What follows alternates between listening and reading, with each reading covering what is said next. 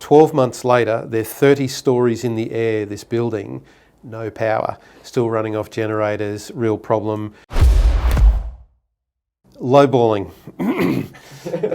Lowballing is one of those things that will always happen. There's always going to be someone that's going to come in with a cheaper price. But yeah, this one for Hanson Yuncken, I was actually brought in before the builder.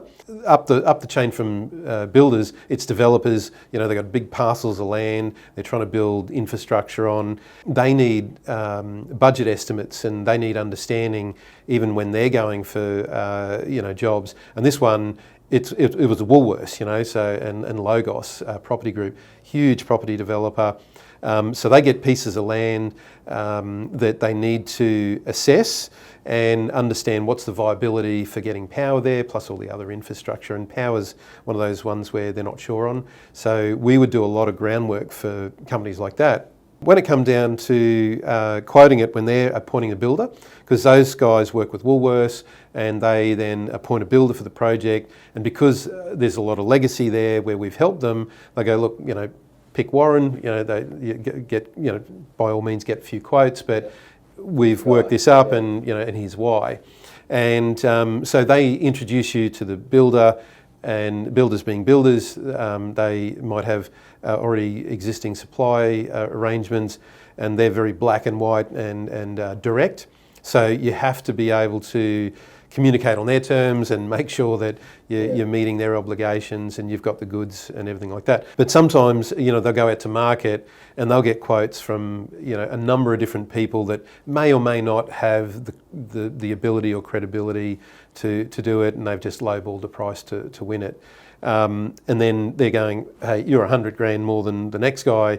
Why is this so? You've got to be able to stand behind your numbers and show, the value. If they miss a power on date, you're talking about a $140 million building, like meat processing or freezers and things like that. If they miss their power on dates that are critical, they have IT systems that they've got to sync back with, say, Woolworths head office.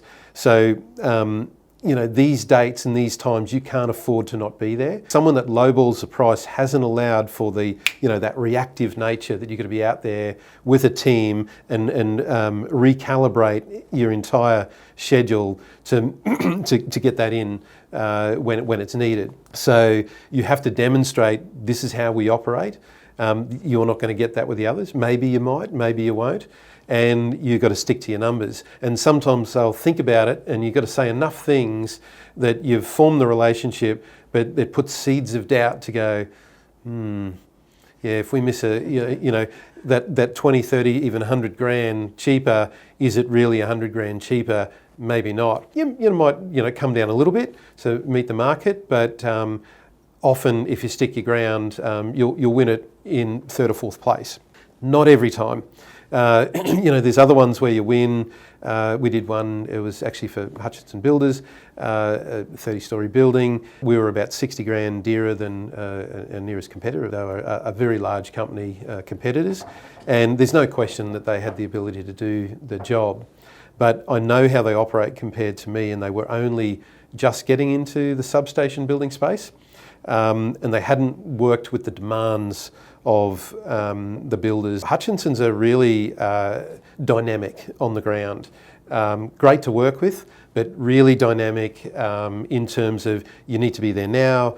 They try and coordinate all the trades to work on, around, over the top of each other, and it can be a bit overwhelming if you're not used to that sort of nature. And what we do is big heavy digging with heavy digging instruments around live cables, which requires a level of delicacy. Yeah. When we come in, you need 40 metres of road frontage with all your trucks, and we're mobilising and demobilising every shift when we're doing civil works on footpaths, so in around services, to coordinate that well. You need money and space in there because there's a lot of unproductive time. You might get there and they'll go, sorry boys, can't work today. We got scaffolding going up or something else. And by nature, that's these sites. That's where the extra money comes in, knowing that you're going to spend or waste that money in reactive work. But on this particular occasion, the client was like, oh, you know, we haven't got the budget for it. We're just going to go with the cheaper company. We can't really see the value difference. They do what you do. Went, okay, fair enough on that one. I kept a tabs on it, you know, because we're talking with these guys on other jobs. 12 months later, they're 30 stories in the air, this building, no power, still running off generators, real problem. And I met with the team leader of Hutchies, and he said, Warren, we've spent double your figure in rework, because they messed up the substation build, in rework and generators.